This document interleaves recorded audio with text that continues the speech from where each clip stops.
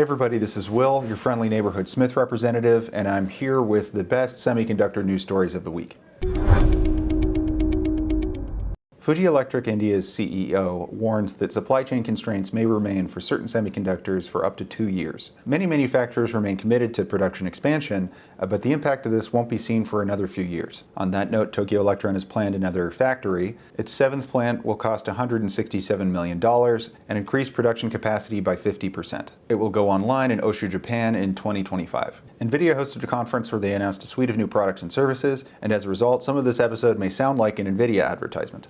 Customers looking to train large AI models no longer have to buy the hardware itself. Now they can pay a monthly subscription fee for cloud access. Prices start at $37,000 a month. It's expensive, but it's nothing to the hundreds of millions of dollars that it cost to buy all the A100 NVIDIA GPU servers that powered ChatGPT's training. Medtronic is leveraging IGX hardware to train its endoscopy analysis systems on how to spot precancerous polyps. Moving beyond analyzing video and images, though, BioNeMo and products like it from other large tech companies will potentially be able to advance drug manufacturing as well. The U.S. Commerce Department is moving to block $52 billion worth of research funding from joint projects with China and Russia. Semiconductors are now more often thought of as a matter of national security. Proposed restrictions will be more onerous than previous export controls. Last year's export restrictions block NVIDIA from selling its A100 chips in China. But big Chinese tech companies are just as hungry for generative AI. NVIDIA has created a China-specific product, the H800 chip. This is just like an A100 chip, but it has about half the chip-to-chip transfer rate. Other than that, we don't really know how its specifications differ from the A100, only that NVIDIA claims that it complies with all export compliance restrictions. Baidu, Alibaba, and Tencent are all H800 customers.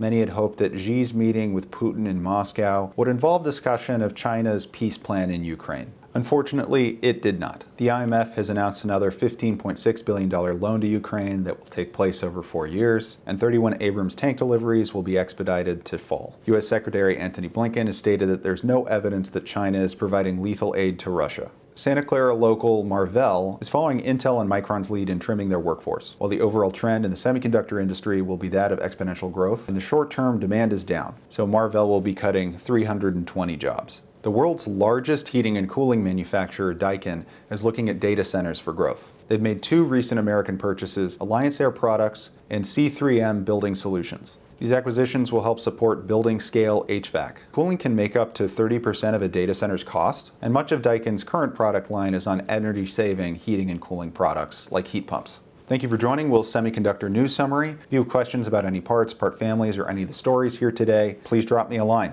All right, thank you and have a great week.